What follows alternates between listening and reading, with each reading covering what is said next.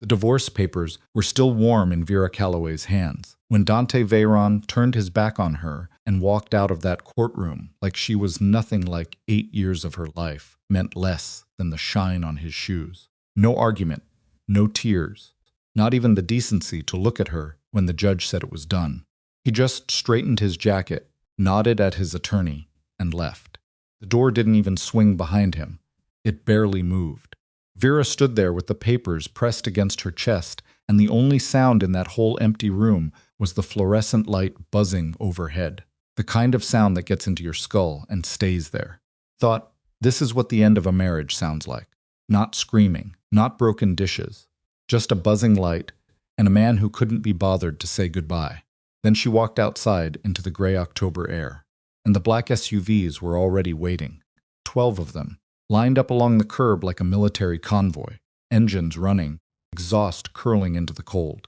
Before she could take a second breath, the doors opened and men stepped out, armed, silent, moving with the kind of coordinated precision that told her this wasn't improvised. This had been planned, every second of it. Their leader was a man she half recognized, broad-shouldered, scar along his jaw, name she couldn't place. He walked straight to her, stopped 2 feet away, and lowered his head in something that was almost a bow. "Mrs. Veyron," he said, "you're coming with us." Vera stared at him. "I'm divorced." The man glanced once toward Dante's departing limousine, already half a block away, already disappearing. "That's exactly why we're here. If you've ever felt like the ground dropped out from under you while you were still standing on it, keep watching. Because what happened to Vera Calloway in the next 72 hours will make you question everything you think you know about love, loyalty, and the lengths a man will go to protect someone he can never admit he needs. Subscribe to this channel so you don't miss what's coming next, and drop a like and a comment telling me what city or country you're watching from.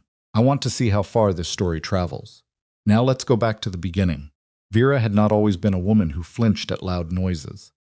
That was something marriage to Dante Veyron had built into her over time. The way water carves a canyon slowly, invisibly, until the damage is permanent. In the first year, she had still been herself, a woman who laughed too loud at bad jokes, who left her shoes by the wrong door, who burned toast on Sundays because she was too absorbed in whatever novel she was reading to watch the timer. She had been a librarian when they met. She had been, by most ordinary measures, a completely ordinary person. Then Dante happened. She always described it that way in her own mind. Then Dante happened. Not fell in love, not got swept up happened. Like weather, like something that arrived without warning and rearranged everything. He had come into the branch library on a Tuesday afternoon, looking for a tax attorney's address. Of all things, he'd gotten turned around in the building directory, and Vera had pointed him toward the public computers with barely a glance. He came back the next Tuesday, and the one after that. 3 months of Tuesdays before he finally asked her to dinner. And she'd said, mostly because she was tired pretending she hadn't been watching the door every Tuesday at 2 o'clock. She hadn't known what he was. Not then. He'd presented himself as a real estate developer, which was technically not a lie. Dante Veyron owned more property in this city than some municipalities. He wore good suits without making a point of them. He asked questions and actually listened to the answers. He had a laugh that came out slow, like it surprised him. By the time she understood what she'd walked into, she already loved him. That was the part she could never quite forgive herself for. Not that he'd hidden it forever. About 14 months in, a man had shown up at their apartment. Their apartment by then, she'd moved in 6 months prior, and Dante had sent her to the bedroom with a look on his face that she'd never seen before. Calm the way a locked safe is calm. When she pressed her ear to the door, she heard 2 voices, low and controlled, and then a sound she couldn't name at the time, but later recognized as a phone being broken against a wall. When the man left, Dante came into the bedroom, sat on the edge of the bed, and told her, not everything, not even close to everything, but enough. The organization, the operations, the reason for the bodyguard she'd assumed were just wealthy person excess. He told her with his hands clasped between his knees, looking at the floor. And when he finished, he said, "You can leave right now, and I will make sure you're taken care of. Or you can stay, and I will spend the rest of my life making sure nothing touches you." She had stayed.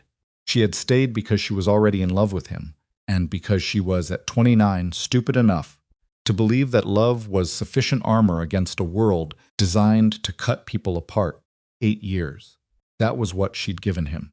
8 years of learning to sleep through sounds she wasn't supposed to hear, of smiling at dinners with men she wasn't supposed to ask about, of watching Dante move through rooms like he was always calculating the distance to every exit.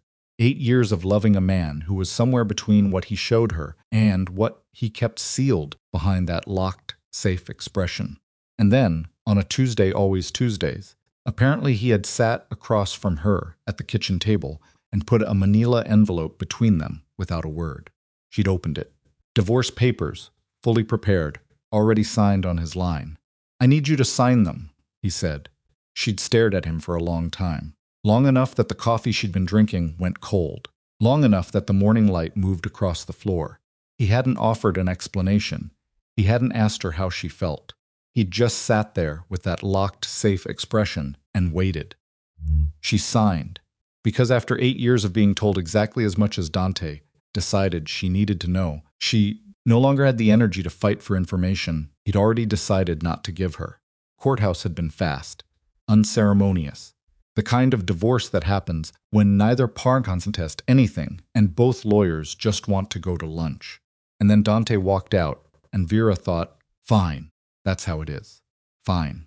Except now she was standing on the courthouse steps with 12 black SUVs and a man with a scar on his jaw telling her she was coming with them, and fine was nowhere in the building. "My name is Holt," the man said. He said it like it was information she needed, but didn't need to ask about. "I work for Mr. Veyron. I have always worked for Mr. Veyron. And right now my job is to get you somewhere safe, before the next 20 minutes are up." "Why 20 minutes?" Holt glanced at his watch. It wasn't a theatrical gesture. He looked like a man checking how long he had, not performing urgency. Because that's how long it takes certain people to verify that the divorce is official and update their plans accordingly. Vera's throat tightened. What people? The kind who've been patient for a long time. He stepped back and gestured toward the nearest vehicle. "Mrs. Veyron." "Don't call me that," she said it sharply, the edge in her voice surprising even herself. "I'm not Mrs. Veyron anymore. That's the whole point of this morning." Holt absorbed that without blinking. "Ma'am," he said, adjusting without making a production of it. "We need to move." She looked past him at the line of vehicles, at the men standing beside them, not aggressive, not threatening, but arranged with that same terrible efficiency she recognized from 8 years of watching Dante's world operate. These were not people who improvised. Everything about this moment had been coordinated down to the second, which meant Dante had arranged it, which meant Dante had known she would be standing here, which meant the divorce. The divorce she had thought was about her had been part of something else entirely. She got in the car, not because she trusted them, because she understood, standing there in the cold October air with her divorce papers in her purse and 12 vehicles idling at her feet, that she had never actually understood what she was standing in the middle of. And she needed to know. The estate they took her to was 40 minutes outside the city, tucked behind a tree line that had been landscaped to look natural and wasn't. She'd been past it once, years ago, on a drive she hadn't thought twice about. She'd looked at the trees and assumed it was a nature preserve. The gate that opened ahead of them now was reinforced steel painted to look like timber. Inside the main house, and it was a house, not a compound, which somehow made it feel worse. Vera was shown to a sitting room with a fireplace that wasn't lit and a window that faced the driveway. Counted 4 cameras before she stopped counting. She did not ask for anything. She sat in a chair that probably cost more than her first car and waited. Holt came back inside after 10 minutes. He hadn't radioed anyone in her presence, hadn't checked his phone. He was either extraordinarily confident or following a script that had already accounted for her questions. He set a bottle of water on the table beside her. "Where is Dante?" she said, managing the situation. "What situation?" Holt's jaw tightened, just barely the first crack in that controlled exterior. "There are people who have been waiting for your marriage to end, legally end. They believe that once you are no longer his wife, you would become." He stopped, started again. "There are people who believe you have access to something they want." Vera went very still. "I'm a librarian, you were." What do I have access to? I don't know anything about his operations. He made certain of that. The bitterness in her voice was genuine, and she didn't try to hide it. Holt sat down across from her unusual, she noted. Men like him didn't usually sit. They stood, they positioned, they managed distance. Him, sitting across from her, felt deliberate. Years ago, he said, before you and Mr. Veyron were married, you worked briefly as an administrative contractor for a company called Bridgeway Capital Solutions. The name was familiar in the distant way that old jobs were familiar. For about 4 months, it was between positions. I filed paperwork. You signed paperwork, Holt said, some of which had consequences you were not told about.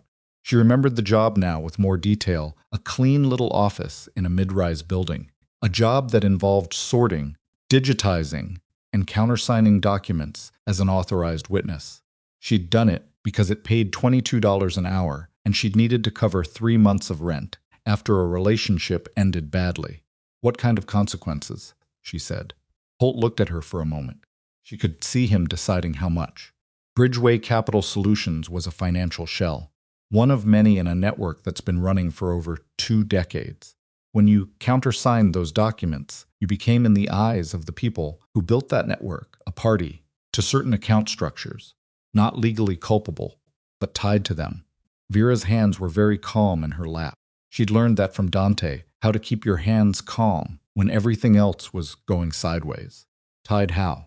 One of those account structures contains evidence, not money evidence, records of transactions, identities, communications, everything that could destroy the network, and everyone connected to it. The access key is an alphanumeric string that was embedded in the signature line of one specific document you signed. You don't know the string. You don't know the string. You probably never looked at the formatting long enough to notice it. But to the people who built the network, your signature means you can locate the account, and the account can destroy them. The sitting room was very quiet. Vera could hear the gravel outside shift once as one of Holt's men walked the perimeter. So Dante knew, she said. He knew from the beginning. Holt was quiet for exactly 1 second too long. He found out, he said carefully. Time. How much time? Another pause. Some months after you were married. Vera did the math without meaning to. 2 years in, which meant for 6 years, Dante had known that she was walking around, carrying a target she couldn't see. For 6 years, he had made his calculations and kept his silence and said nothing, and she had slept beside him, and eaten at his table, and believed with the specific stupidity of a woman who wanted to believe that he loved her without complication. Get out, she said. Holt looked at her. Get out of this room, she said. Her voice was level. That was the thing about all those years of practice. The voice stayed level, even when everything underneath it was not. I need 10 minutes. He stood, adjusted his jacket, and left without argument. The door didn't lock behind him. She tested that with a look, not by trying the handle. Good. Small mercies. She sat with the information for longer than 10 minutes. She stared at the dead fireplace and thought about a Tuesday afternoon in a library 7 years ago, and a man who asked for a tax attorney's address, and whether any of it, any single moment of it, had been real, or whether she had been a variable in someone else's equation from the start. She thought about the morning he'd put the divorce papers on the table. His hands had been flat on the wood, not clasped. She remembered that detail now, the way you remember small things after a shock, because the brain has to hold on to something. Flat on the table, like he was bracing. She got up, walked to the window, and looked at the driveway. 6 of the vehicles were still there. The other 6 had dispersed. She could see the tracks they'd spread out around the property. Then the lights went out. Not a flicker gone. All at once, every overhead light dead, every security monitor blank, and the room dropped into the gray-white light of an overcast October afternoon coming through windows that were, she now noticed, also very good at keeping sound out. She heard shouting outside. Not panicked, organized the shouting of people executing a response protocol. But she also heard something else, something underneath the shouting, and it took her 3 full seconds to identify it. Gunfire, muffled, from somewhere near the east side of the property. The door opened. It wasn't Holt. It was a man she didn't recognize, younger, dark jacket, moving fast, and he had a weapon drawn, and for one nauseating second, she thought this was it. This was the moment she'd spent 8 years pretending wouldn't arrive. Then he crumpled. Holt stepped in behind him, controlled and quick, and the look on his face was the most unguarded she had seen from him yet. Not frightened, Holt did not appear capable of frightened, but sharp with something that was very close to it. "We have a breach," he said. "Someone inside the estate. We need to move you now." "Who?" She grabbed her jacket from the back of the chair without being asked to. "Who's inside?" "We don't know yet." He was already moving toward the hall. "That's what worries me." She followed him into the corridor, which had emergency lighting now low, amber, the kind that showed you the shape of things without details. 3 more of Dante's men fell in around her, and they moved quickly through the house in a formation she recognized from years of watching Dante navigate spaces. In the kitchen, they stopped. On the floor, partially hidden by the island, was another one of Holt's men. His name, she would learn later, was Carver. 12 years with the organization, trusted enough to know the estate's floor plan. He was still breathing when they found him, barely, and Holt crouched over him for just a moment before standing and saying, to no one in particular, someone knew the rotation. Vera looked at Carver on the floor and understood, with the particular clarity that comes from years of paying attention to a world that wasn't hers, what that meant. Rotation meant schedule. Schedule meant someone who knew it from the inside, which meant someone sitting in this estate right now, someone who'd come with them this morning, had told someone else where Carver would be standing and when. "There's a traitor in your group," she said. Holt looked at her. "Yes, and they know where I am." "Yes." She breathed in slowly, out slowly. Her hands were calm. "Then we should stop standing in this kitchen." They moved. The back of the house opened onto a narrow service corridor that she would never have found on her own. And at the end of the service corridor, there was a staircase going down. And at the bottom of the staircase was a door that required Holt's handprint and a 6-digit code she watched him enter without looking away. Beyond the door was a passage, concrete, low ceiling, functional, the kind of thing you build when you are a man like Dante Veyron, and you understand that every space you occupy needs an exit that isn't obvious. They were halfway down the passage when Vera stopped walking. Holt turned around. "Man, he built this," she said. Not a question. Holt said nothing. "He built this house," she said. "He built this passage. He arranged this morning the bodyguards, the timing, bringing me here. He planned all of it." She looked at the concrete walls, the industrial lighting bolted to the ceiling, the careful, methodical construction of a man who thought 12 steps ahead and told no one what he was thinking. "He's not coming back for me, is he?" Holt's silence lasted 2 seconds this time. "He's already here," he said. Vera stared at him. "At the end of this passage," Holt said, "that was his instruction. If the estate was breached, bring you through this passage. He'll meet you at the other end." She looked at the ceiling for a moment, took a breath that was almost steady. Then she walked. Dante was standing at the far end of the passage, where it opened into a low-ceilinged room, probably a storage facility once, now empty except for a folding table, 2 chairs, and a single battery-powered light sitting on the floor. He was in a dark jacket, no tie. One hand resting on the table like that morning in the kitchen with the divorce papers. He looked at her when she came through the door. She looked at him. Holt and his remaining men stopped at the threshold and made themselves very busy not watching. "You knew," she said. "Vera. How long?" Her voice was still level. God help her, it was still level. "Since before we were married." The words landed like a fist. "'Cause," she had suspected it in the sitting room when Holt said some months after you were married, but hearing it from Dante directly was something different. It was confirmation, which is always worse than suspicion. Before, 3 months before, he didn't look away. Dante never looked away when he told you something hard. It was the one thing she'd always given him, that he didn't flinch from his own confessions. "I had your background run when we started. That's standard. It's not personal. The Bridgeway connection came up. My analysts flagged it. I understood what it meant before our first dinner. And you pursued me anyway." He stopped. His jaw moved. The locked safe expression tried to reassert itself, and almost didn't make it. "Someone inside my organization had already identified you. For I did. If I walked away from you, I left you exposed with no protection and no knowledge of what you were exposed to. That's very convenient. It's also true. Both things can be true. He said nothing. Vera pressed her fingers to the bridge of her nose for a moment, another habit she'd picked up from years of living in proximity to impossible situations. You've been protecting me since before you met me. For 8 years, you've been protecting me from something I didn't know existed. And the divorce? She looked up. The divorce was protection too. Once you were legally disconnected from me, certain people would believe you were no longer relevant, no longer under my umbrella. His voice shifted slightly, the first texture in it she'd heard in this conversation. I thought I could make you invisible, and instead you made me a target. Yes, just that, not a defense. The plan had a flaw. Someone moved faster than I expected.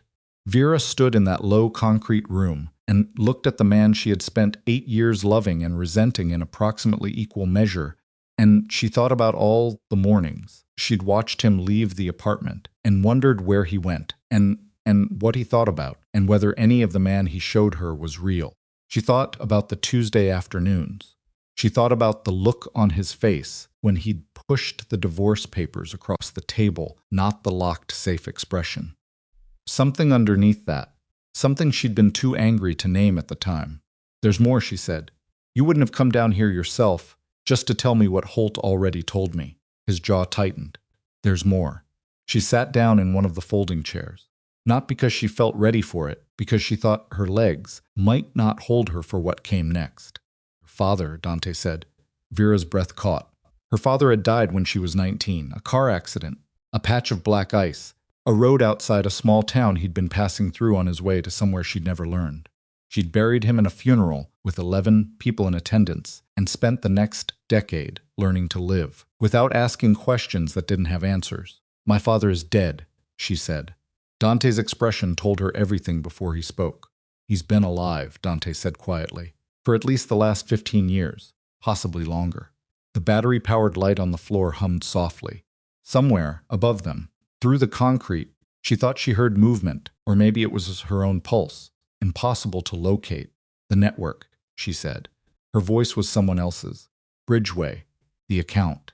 He was one of the people who built it. Dante said it directly, without softening it, because there was no way to soften it. Not just a participant. An architect. And the reason you were placed at Bridgeway as a contractor, the reason you signed those specific documents, that wasn't an accident. Someone arranged it. My father arranged it. That's what we believe. Vera sat very still in the folding chair and let the shape of that settle around her. Her father, who she had mourned for 20 years. Her father, who she had built her grief around, like you build a house around a missing wall. Alive, and not missing at all, and responsible for every piece of what her life had become. Then above them, the floor shook. Not an earthquake impact. Structural. The sound of something large and deliberate. Holt's radio came alive with voices, and he stepped into the doorway with his face completely stripped of composure for the first time that entire day. They're at the gate, he said. Multiple vehicles. Armed. They know the layout. Dante looked at Vera, not with the locked, safe expression, with something she hadn't seen from him in years, direct, unguarded, almost helpless in its honesty. I'm sorry, he said. For all of it. Vera stood up. Save it, she said, not unkindly, but firmly, with the voice of a woman who had spent 8 years being managed and protected and kept in the dark, and who had decided, in the past 30 seconds, that she was finished with all 3. Right now I need to know where the account is. Dante blinked. Vera, the evidence account. Bridgeway, the access key.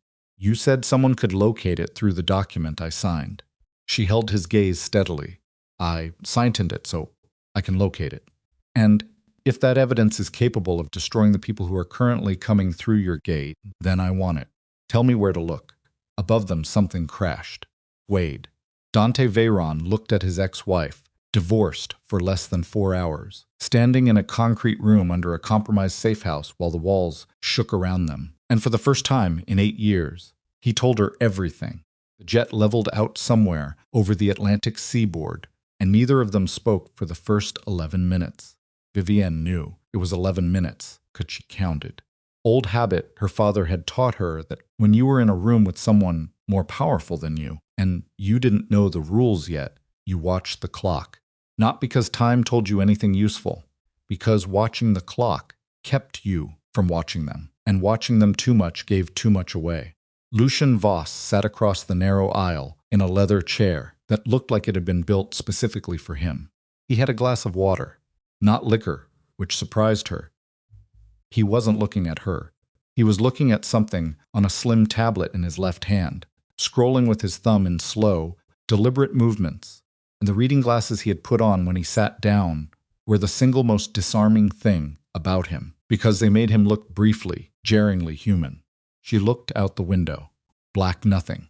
The occasional constellation of lights from whatever city they were passing over. "Where are we going?" she said. Not a question.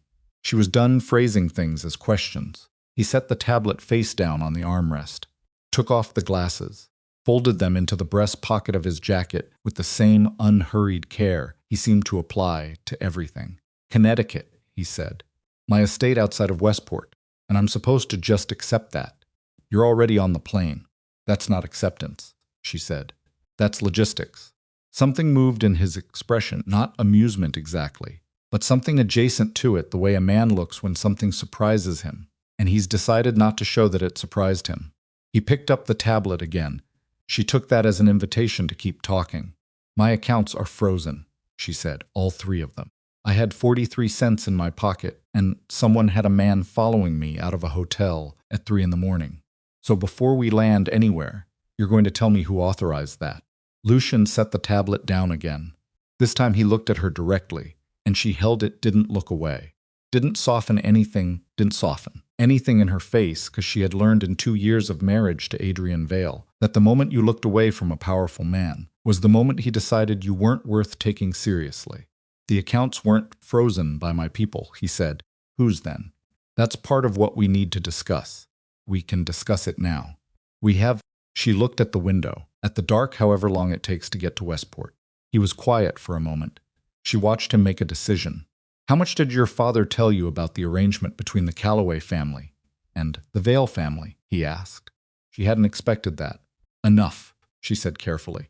"Did he tell you what started it?" "He told me it was territorial. Distribution routes. The Vales were moving into channels the Calloways had held for 20 years. Lucian's expression told her that was incomplete, without telling her how incomplete. "What did he leave out?" she said. "The reason the Vales started moving into those channels in the first place." He turned the tablet over, pulled up a document, dense with text and figures, and turned it toward her. Someone gave them the maps. She stared at the document. It took her a moment to parse what she was looking at: financial routing records, flagged transactions, transfers between shell companies she didn't recognize. Her forensic training kicked in automatically, the way it always did when numbers appeared in front of her. Started reading. "Someone leaked the Calloway distribution network to the Vale family. 11 years ago," Lucian said. "Someone inside your father's organization. The leak was what started the conflict. Conflict was what killed 2 men in the spring and what your marriage was supposed to end. The marriage didn't actually fix it," Vivienne said slowly, still reading. "No, because whoever leaked the maps was still inside, still working. The marriage just temporarily inconvenienced them." She looked up. "Who?" "That is the $40 million question." He took the tablet back. "I've been trying to answer it for 4 years. Your father was trying to answer it when he died." The word "died" sat in the air between them. She watched his face when he said it. He didn't perform anything around it, no careful softening, no deliberate neutrality. He said it the way you say a fact you've already made your peace with. She hadn't made her peace with it. She had packed it away. "My father's accident," she said. "Was not an accident," Lucian said. No, she had known that. She had known it since the funeral, sitting with Adrian's hand at the small of her back, and that cold, still feeling settling into her chest. She had known it and not said it out loud to anyone, because saying it out loud made it something she had to act on, and she hadn't known yet what acting on it would cost her. "And Adrian," she said. "Does he know?" Lucian paused. It was a short pause, a half-second maybe, but she caught it.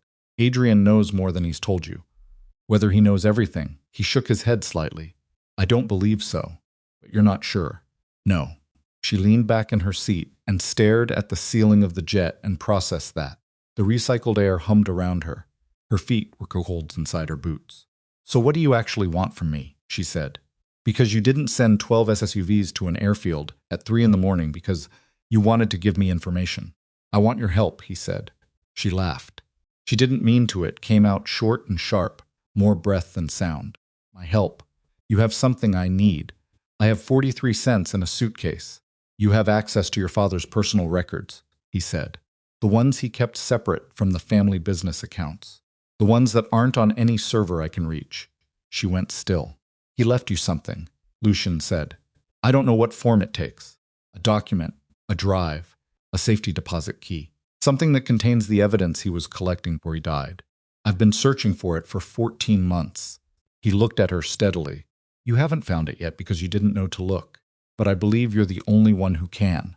Vivian stared at him. "You've been planning this," she said. "This whole thing. You knew about the divorce before it happened." He didn't answer, which was its own kind of answer. "How long?" she said. Her voice had gone flat. She recognized the flatness it was, what happened, to her voice when she was furious, and hadn't decided yet what to do with it. "How long have you been watching my marriage?" "Long enough to know when it was going to end." "Did you?" She stopped, started again. "Did you do something to make it end?" "No," he said, and she believed him, which annoyed her, because she wanted something concrete to be angry at. "Adrian made that decision. I simply positioned myself to be useful when he did." Pressed her fingers against her eyes. Breathed. In through the nose, out through the mouth. The way her therapist had taught her years ago, before her life became the kind of life where a therapist seemed like a quaint and distant luxury. "You used me," she said. "I put you somewhere safe before the people who want you dead could reach you.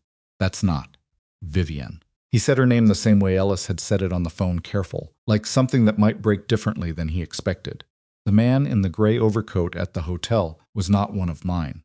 He was sent by someone who had already made the decision to eliminate you. If you had taken a regular cab to a regular destination and spent the night somewhere on your own credit card, you would not be on this plane right now." Cabin went quiet. She put her hands in her lap, looked at them, the finger where her ring used to be. "Who gave the order?" she said. "I don't have a confirmed name.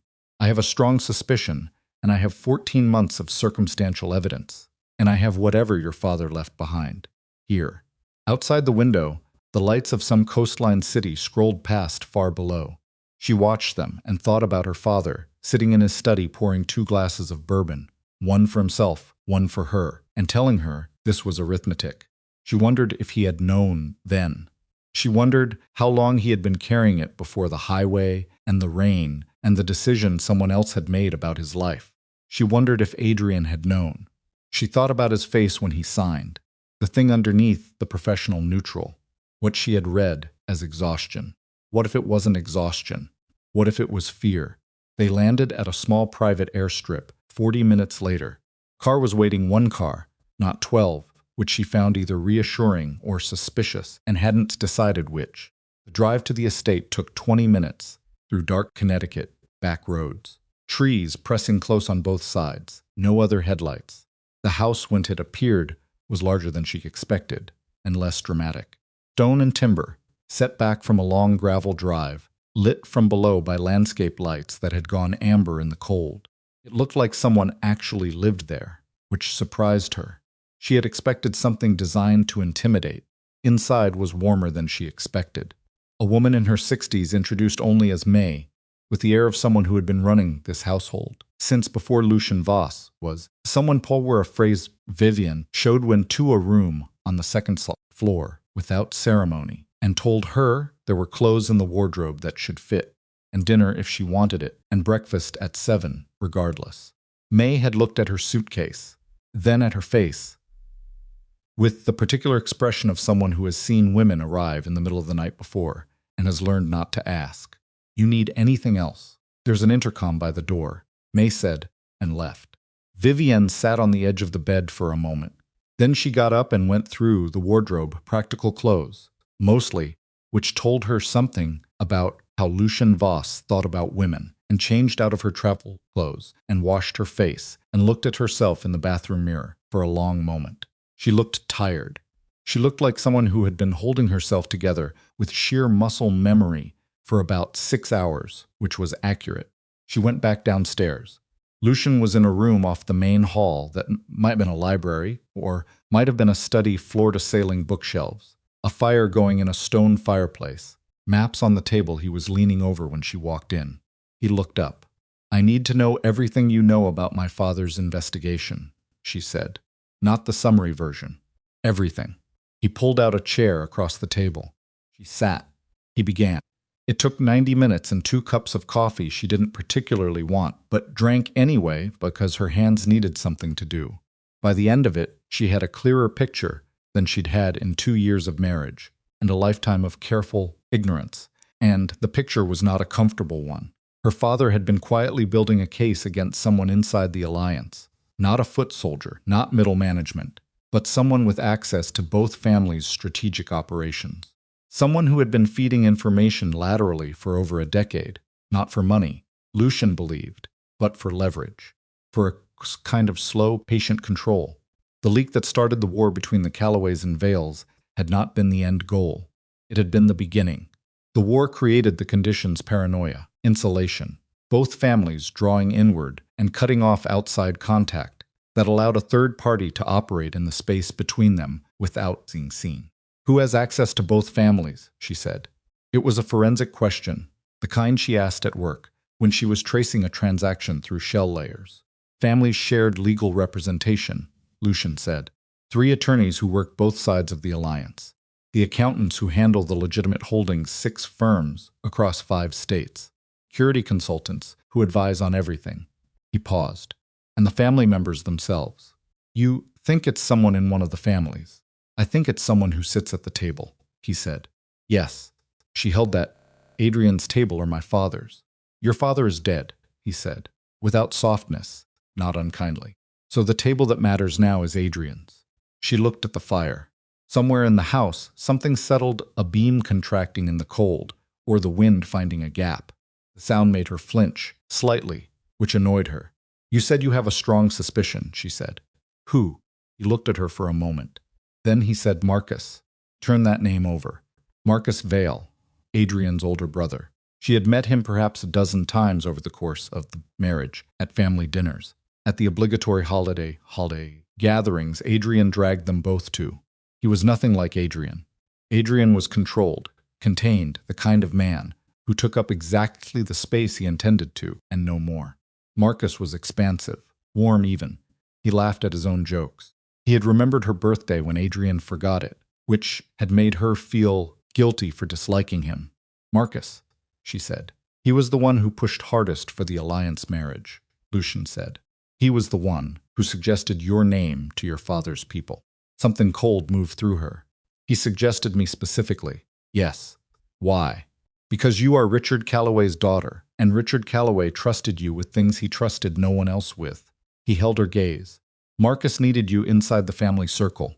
He needed access to whatever your father had left behind, and he needed it controlled through you, through the marriage, through your proximity to Adrian."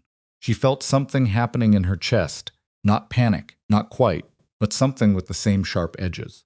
And when that didn't work. "When my father died and I didn't," she stopped. "I didn't know what he left. I still don't." "Which is why the order was given to have you killed," Lucian said.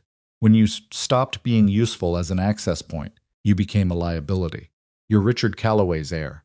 If there's something hidden that could expose this, and you're alive to find it, Marcus cannot allow that."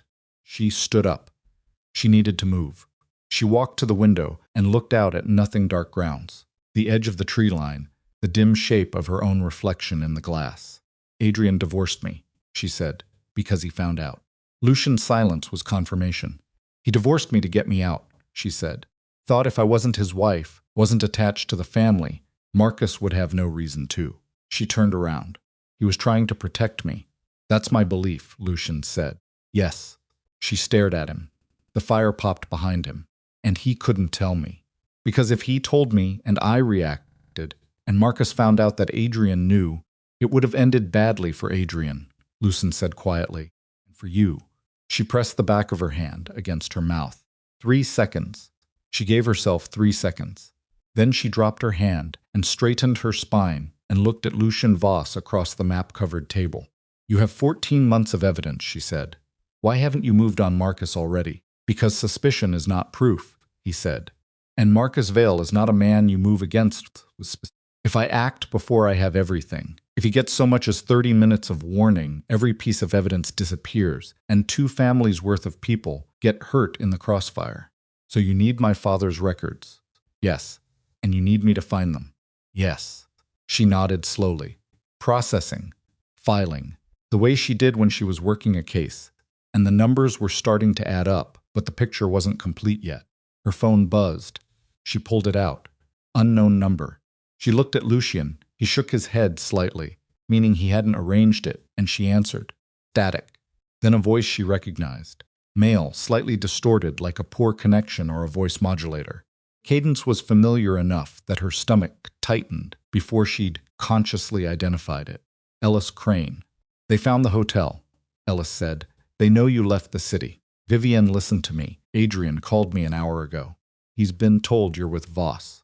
He has been told correctly, she said. He's coming. A pause. And he's not coming alone. She looked at Lucian. His expression had changed not to alarm, but to the focused stillness of a man who has just heard information he needed to hear. How many, she said. I don't know. 6 cars, maybe more. Vivienne Ellis's voice tightened. Adrian didn't tell Marcus he was going. I don't know if that's good or bad. She lowered the phone. Adrian's coming here, she said to Lucian. Tonight. Lucian pushed back from the table and stood. How long? Ellis didn't know. An hour, maybe less. He moved toward the door. Then he stopped and turned back and looked at her with an expression she hadn't seen on him, yet not calculation, not the careful management of information. Something direct, almost urgent.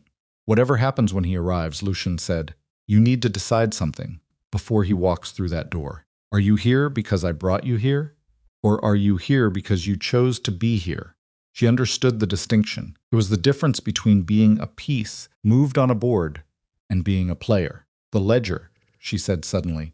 My father's ledger. Lucian went still. What about it? I know where it is. Fire burned. The house settled. Outside, somewhere on a dark Connecticut road, headlights were moving in their direction. I've known for 8 months, she said, and I didn't know what I had. The room went very quiet. Lucian Voss stood at the door he had been walking toward and did not move for a full 3 seconds, which she was already learning was a long time for him.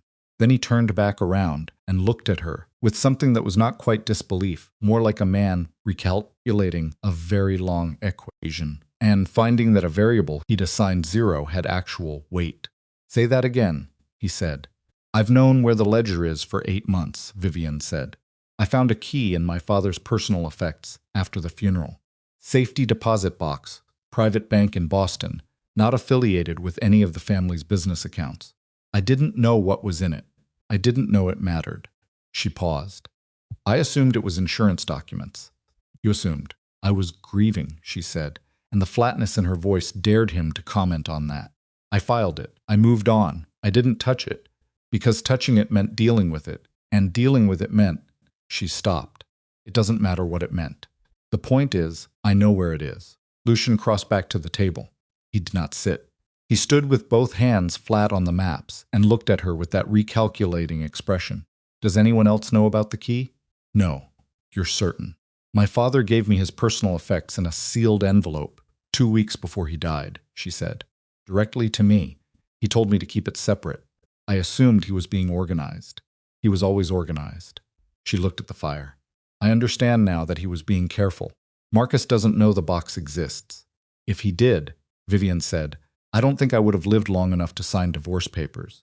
Lucian straightened. For a moment, he was just thinking she could see it. The fast internal movement behind his eyes, and then his phone buzzed on the table, and he picked it up and looked at it, and something in his jaw tightened. They're 20 minutes out, he said. Adrian. And 4 cars. He set the phone down. He brought more than Ellis thought. She stood. What do you want to do? That depends on you. He looked at her directly. The ledger changes everything. If what your father collected is what I believe it is, Marcus Vale cannot let it surface.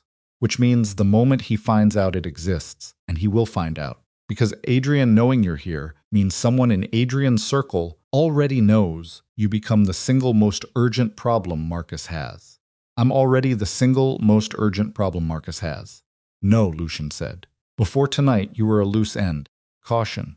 Now you're an existential threat. He held her gaze. There's a difference in how people respond to those two things. She understood that. She'd built a career on understanding how people responded to financial threats, the difference between someone who owed money and someone who could destroy you. The quality of desperation was different. The speed was different. What do we do when Adrian gets here? She said. We find out, Lucian said. Which side of this he's actually on. Adrian arrived in 17 minutes, not 20. She heard the cars on the gravel before she saw anything that specific crunch of tires moving fast, and then stopping hard, and then voices outside, low and terse, and then the front door opening with a force that wasn't quite a slam but was close. May appeared in the library doorway with the expression of someone who had navigated this household through worse and was not impressed. Mr. Vale, she announced, as though she were introducing a guest at a dinner party. Adrian walked past her without looking at her. He looked terrible. That was Vivienne's first clear thought, and it arrived without the satisfaction she might have expected. He was in the same clothes he'd been wearing at the penthouse, the charcoal suit from the signing, jacket gone, shirt rumpled at the collar, the tie loosened and pulled sideways like he'd grabbed it at some point and never straightened it. There was a bruise forming under his left eye that was too fresh to have fully darkened yet. Stopped when he saw her. You're all right, he said. It was not a question. It was a man confirming something he had not allowed himself to be certain of. I'm fine, she said. His eyes moved to Lucian, and whatever brief moment of relief had crossed his face compressed into something harder. He and Lucian looked at each other across the room with the particular stillness of two men who know each other's capabilities and are both doing rapid assessments of the current situation. Voss, Adrian said, Lucian said, same flat tone. Neither concession nor aggression. I'm taking her home. She's not going anywhere she doesn't choose to go, Lucian said. That's not how this works. This is not. Adrian stopped himself. His jaw moved. He looked back at Vivienne. Did he tell you why he brought you here? He told me about my father, she said. About the investigation. About Marcus. Something went through Adrian's face, a flash of something raw, and then immediately controlled. His eyes cut to Lucian. You had no right. I had every right, Lucian said. She needed to know. She needed to be safe. That's all she needed. Adrian took 2 steps toward her, and she held her ground, and he stopped when he registered that she wasn't moving back. Vivienne, whatever he told you, I need you to understand that bringing you here was not about keeping you safe. He's using you. He told me that too, she said. He told me he needs my father's records. He told me exactly what he wants. She let that sit for a second, which is more than you did. Adrian flinched. It was a small thing, a tightening around the eyes, but she had spent 2 years learning to read small things on his face, because small things were all he gave her. I was trying to protect you, he said. You signed divorce papers without looking at me, because if I looked at you, I wasn't going to be able to. He stopped, breathed, started again. I needed you out of the house. I needed Marcus to believe the marriage was finished, that you were no longer my concern, that there was no reason to kill me, she said. The word landed in the room. Adrian closed his eyes for 1 second. Yes. When did you find out, she said. About Marcus. He was quiet, Adrian. When did you find out? He looked at his hands. 4 months ago. 4 months. Stood with that. 4 months of knowing his brother had ordered his wife killed. 4 months of living in the same penthouse as her. Of passing her in the kitchen in the morning. Of going to his study at 11 with his scotch. 4 months of knowing and not saying a word. And you decided the best way to handle it, she said carefully, was to divorce me without explanation. Marcus was watching everything, Adrian said. Every call, I couldn't tell you. If you'd reacted, if you'd looked at him differently at dinner, if you'd said one wrong thing, he would have moved faster. So you made me think you were discarding me. I know. His voice had gone rough. I know what I did. I know what it looked like. I needed you angry enough to leave cleanly, quickly. Without. He pushed his hands through his hair. I needed it to look real. It was real, she said. That's the part you don't seem to understand. You made it real. The fire was the only sound in the room for a moment. Then Lucien said from the corner where he had gone quiet and watchful, "Adrian, the bruise." Adrian looked at him. "What about it?" "Someone hit you tonight." "Before you came here." "Who?" A pause. Something shifted in Adrian's expression, an internal calculation she recognized from the signing, from every moment in their marriage when he had decided how much to say. "Marcus came to the penthouse," he said, 3 hours after Vivienne left. He knew about the divorce, of course he knew. He'd been anticipating it. He wanted to celebrate. His mouth twisted. He wanted to make sure I understood that the Vivienne problem was being handled. "Handled," Lucien repeated. His word, not mine. Adrian looked at Vivienne. "I told him she'd left the city, that I didn't know where. He hit me because he thought I was lying. A beat. He was right. Vivienne absorbed that. He knew then. Tonight that you were protecting me. I don't think he knew why. I think he suspected I had residual feelings, that I was being sentimental." Adrian's voice was precise and cold. "He doesn't know about your father's records. He doesn't know that's what this is about." "Yet," Lucien said. Yet Adrian agreed. The two men looked at each other again, and something passed between them, not trust. Nothing so simple as that, but a mutual acknowledgement of the shape of the problem. "Where's Marcus now?" Lucien said. "I left him at the penthouse. He thinks I went to a meeting." Adrian checked his watch. "I have maybe 2 hours before he starts making calls." 2 hours, Lucien said, possibly less. Vivienne looked at both of them. Two men who had spent years as enemies, standing in the same room with the same problem, doing the math on the same timeline.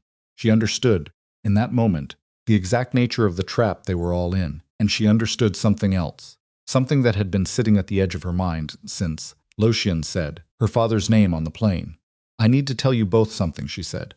They looked at her. "The safety deposit box," she said. "The key my father gave me. I've been carrying it for 8 months." She reached into the inner pocket of the jacket she had taken from Lucien's wardrobe, the reflex of someone who always kept her most important items on her body, not in luggage, and placed the key on the table between them. Lucien looked at it. Adrian looked at it. Neither man reached for it. "Boston," she said. "First Commonwealth Private Bank on Gloucester Street. Box registered under a name I didn't recognize, Thomas Crane." The silence that followed was the wrong kind of silence. She registered it before she understood it. The quality of the stillness in the room shifted the way a temperature shifts before a storm. She looked at Lucien. His expression was controlled in a way that told her the control was costing him something. She looked at Adrian. His face had gone a careful, deliberate blank. "What?" she said. Neither of them answered. "What is it?" she said louder. "What's wrong with that name?" Adrian sat down. He sat down the way a man sits down when his legs have made a decision before his mind caught up. Put his elbows on his knees and his face in his hands and stayed like that for a moment. "Thomas Crane," Lucien said, "is Ellis Crane's father." Stared at him. "Ellis works for our family. He worked for my father for 15 years. "Yes," Lucien said. "He's the one who told me to go to the airfield tonight. He's the one who called and warned me that you were—" She stopped. "He called me an hour ago. He said Adrian was coming. He said Adrian didn't tell Marcus." "Yes," Lucien said again. His voice had gone very quiet. "He also called Marcus." The room tilted slightly. Not physically, she was standing on solid ground, but the geometry of the last 6 hours rearranged itself in a way that made her reach back and grip the edge of the table. "Ellis," she said. "Ellis is the leak." "I've suspected Ellis Crane for 6 months," Lucien said. "I didn't have proof. I didn't know the connection to your father's box. I didn't know. Your father had used Ellis's father's name." He looked at her steadily. "Your father trusted Ellis. He must have told him about the box. Used the cover name, thinking Ellis wouldn't recognize his own father's name on a private account. But Ellis did recognize it," she said. "Almost certainly. So Ellis has known about the box for how long?" "Long enough that the fact it hasn't been emptied tells us one of two things," Lucien said. "Either Ellis doesn't have the key, or Marcus doesn't yet know what's in it." She looked down at the key on the table. Small. Ordinary. The kind of thing you'd overlook in an envelope of insurance documents if you weren't looking carefully. "Ellis sent me to the airfield," she said slowly. "He made sure I got on the plane. He made sure I came here." She looked at Lucien. "He wanted me to tell you about the box. He wanted you to lead me to it," Lucien said, "so Marcus could take it from me in one move. Adrian raised his head from his hands. He looked at the key. He looked at Vivienne. He looked like a man who had been trying to hold a collapsing structure together and had just watched the last wall go. Marcus is not at the penthouse, Adrian said. His voice was very quiet. Is he? Lucian's phone buzzed on the table. He picked it up. Read. Set it down. No, he said. He's not. Vivienne looked at the phone. Where Boston? Lucian said. His car was tracked, crossing the city line 40 minutes ago. The Safety Deposit Bank. Gloucester Street. The box under Thomas Crane's name. He doesn't have the key, Vivienne said. She looked at the small metal object on the table between them. He needs the key, which means, Adrian said, that Ellis is going to tell him where the key is. All three of them looked at Vivienne. She picked up the key, closed her fingers around it. The metal was cold and slightly rough at the teeth, the particular texture of something old and rarely used. Her father had pressed an envelope into her hands and told her to keep it separate, and she had assumed organization, assumed carefulness, assumed that this was Richard Calloway being thorough the way he was always thorough. What he had actually been doing was handing her a grenade and trusting her not to drop it. We have to get to Boston before Marcus does, she said. He has a 40-minute head start, Lucian said. Then we're not driving. She looked at him. You have a jet. The airfield is 20 minutes from here. Then we have 20 minutes to figure out what we do when we get there, she said. Because Marcus will have people at that bank. And Ellis will be with him. And when Marcus finds out we're coming, her phone rang. She looked at it. Ellis Crane's number. The three of them stood in the firelit room and stared at the phone ringing on the table. 3 rings. 4, answer it, Lucian said. She picked it up. Put it to her ear. Said nothing. Ellis's voice came through measured and calm, the voice of a man who had been carrying a performance for a very long time and had finally decided to put it down. You found the connection, he said. I wondered how long. How long have you been working for Marcus? She said. A pause. Longer than you'd want to know. Did you know about my father? Her voice came out steadier than she expected. Did you know what Marcus was going to do? Richard figured out too much, Ellis said. He was a careful man. Careful men are dangerous. She had 3 seconds of absolute, perfect fury, not the hot kind. The cold kind. The kind that lives in the chest and doesn't shake anything, just calcifies, and then she breathed through it. You sent me to Voss, she said, deliberately. Marcus needed the key, Ellis said simply. You were never going to hand it to him directly, but you'd run to Voss, and Voss would move on the box, and then Marcus could take it from Voss and eliminate both problems at once. A beat. It was elegant, actually. Where are you now? She said. Boston, he said. And then, after a pause that contained something she could not identify, not guilt, not quite, but something adjacent, Vivienne. The box isn't just a ledger. She went still. Your father put other things in it, Ellis said. Things he didn't tell me about. Things I didn't tell Marcus about. Another pause. I've seen the contents. Marcus hasn't. And there are things in that box that if Marcus sees them. He stopped. What things? She said. Come to Boston, Ellis said. Come yourself. Come fast. His voice changed, tightened, dropped, took on a quality she had never heard from him in 15 years. Something that sounded almost like fear. And Vivienne, don't let Lucian Voss open that box before you do. The line went dead. She stood with the phone against her ear for a moment after the call ended, listening to silence. Then she lowered it and looked at Lucian Voss, who was watching her with that careful, contained expression. She was beginning to understand.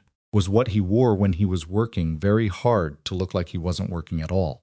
What's in the box, she said. I don't know, he said. Ellis told me not to let you open it before I do. Beat. Ellis Crane has been feeding information to Marcus Vale for over a decade. I would not weight his counsel heavily. No, she said slowly.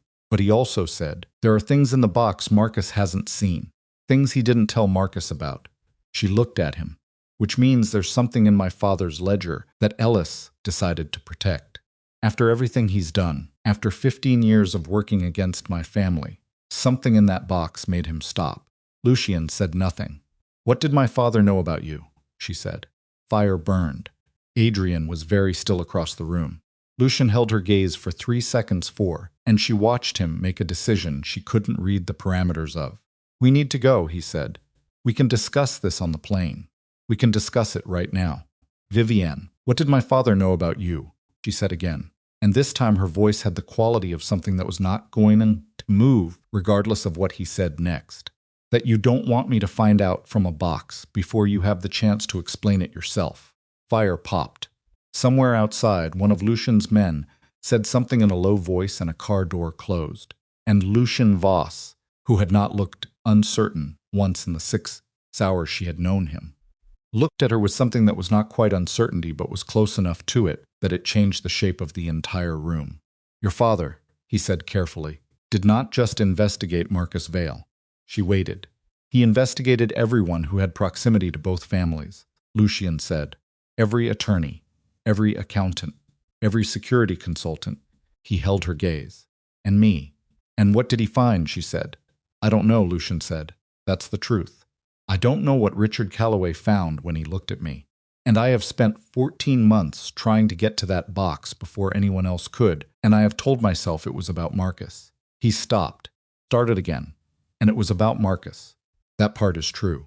But it is also true that there is information in your father's ledger that pertains to me, and I do not know what it says, and I need to know before you read it without context. The room held that. Vivienne stood with the key in her hand and looked at the man who had sent 12 SUVs to a private airfield and called it bringing her home, and understood for the first time the complete architecture of the situation she was standing in the middle of. Everyone in this room had something to hide. Everyone in this room needed her, and her father careful, organized, bourbon-pouring Richard Calloway, who had handed her a grenade and called it. Insurance had known that this moment would come. He had just trusted her to be the right person to stand in it. She put the key in her pocket. Get the plane ready, she said. The jet touched down at Logan at 4:51 a.m. Nobody spoke on the flight. That was the thing Vivienne would remember later, not the turbulence over the coast, not the way Adrian sat with his elbows on his knees and stared at the floor for the entire 40-minute flight, not even the way Lucien spent the whole time on his phone, speaking in low-clipped sentences to people she couldn't identify. What she would remember was the silence between all of it. Quality of 3 people who had run out of things they were willing to say before they knew how this ended. Kept her hand in her jacket pocket the entire flight, fingers around the key. Car waiting on the tarmac was a single black sedan. One driver, one car, which told her Lucien was keeping this small deliberately, and she couldn't decide if that was tactical intelligence or a sign that he didn't want witnesses for whatever happened at the bank. She got in without being asked. Gloucester Street was 12 minutes from the airfield. At that hour, the city still dark and mostly empty. Streetlights making orange pools on wet asphalt. Boston at 5 in the morning had a particular quality, not peaceful exactly, but suspended, like a held breath, between the night shift and the day. She watched the streets scroll past, and thought about her father driving these same streets, thinking whatever he had been thinking in the months, before someone put him on a rain-slicked highway and made a decision for him. Marcus has a 20-minute lead, Adrian said from the front seat. He was tracking something on his phone. His car stopped near the financial district 40 minutes ago. He's either at the bank already or waiting outside. He can't access the box without the key, Vivienne said. He has other methods, Adrian said flatly. Not at a private bank, Lucien said. Not without triggering alerts that would bring attention he can't afford right now. He looked out the window. He'll wait. He'll want the key, and he'll want it clean. He'll want it from me, Vivienne said. Neither of them denied it. So he knows we're coming, she said. Ellis told him, Lucien said. Yes. Then we're walking into a trap. Yes, Lucien said. So is he. He turned to look at her. He doesn't know what's in the box any more than I do. And he doesn't know what Ellis told you on the phone. Whatever is in that ledger that Ellis decided to protect Marcus doesn't know it exists. That gives us about 30 seconds of advantage once we're in the room, she said. Sometimes 30 seconds is enough. She looked at him. That's either reassuring or insane. Probably both, he said, and turned back to the window. First, Commonwealth Private Bank occupied the ground floor of a narrow limestone building on Gloucester Street that looked like it had been there since the city was young and had no intention of changing. Kind of institution that did not advertise. The kind whose clients did not need to be reminded it existed. At 5:06 a.m., the building was dark. The lobby visible through the glass doors was empty. The bank did not open until 9. Their car stopped half a block south. Vivienne looked at the building, looked at the street. 2 men stood near the entrance, not quite in front of it, offset, one on each side, positioned to look casual and failing. A third sat in a parked car across the street with the particular stillness of someone working hard at looking like nobody. 3 visible, Adrian said. Assume 6, Lucian said. Vivienne looked at the alley running alongside the building. A service entrance, probably the kind of access a bank this old would use for after-hours deliveries, armored car pickups. There's a side entrance, she said. There are also 2 of Marcus's men watching it, Lucian said, without looking. I made them when we turned onto the street. How many people did you bring? She said. Enough. His phone buzzed. He read the message. My people are in position, but Marcus has more men inside the building. Inside, Adrian said sharply. How private bank? Lucian said. Old relationship. Someone on staff. He looked at Vivienne. Which means the moment you use that key, anyone inside that is going to know. Stared at the building. So we can't go through the front, she said. No. And the side entrance is covered, yes. Then how? There's a reason, Lucian said, that I've been doing this for 20 years and you haven't. He reached into the inner pocket of his jacket and produced what looked like a plain white card, the kind you'd get with flowers. He handed it to her. 3rd floor of the building adjacent. Fire door at the back of the stairwell opens onto a shared service corridor that runs behind both structures. It was a single building until 1987. She looked at the card. An access code was written on it, in small, precise numbers. You've been planning this, she said. I've been planning to access that box, by one method or another, for 14 months, he said. I've had 4 contingencies. This is contingency 2. What happened to contingency 1? Marcus got here first. He said it without frustration, just fact. Go through the adjacent building. The corridor will bring you to a utility room behind the bank's vault level. There's a door use the same code. The safe deposit room is 40 feet to the left. She looked at him. You're not coming. If I go in, Marcus's men see me and it ends before you get to the box. He held her gaze. This has to be you. You're the box holder. You're the only one with standing to be there. And if Marcus's men inside the bank see me, Adrian will be at the front entrance, Lucian said. Drawing attention, Adrian turned from the front seat. I'll be what? You'll walk in the front door, Lucian said, looking at him with the calm of someone who has already decided this is not a discussion. You're a Vale. Your name still means something in this city. You tell the man on staff that you're there on family business, that your brother sent you, that you need access to the private records room.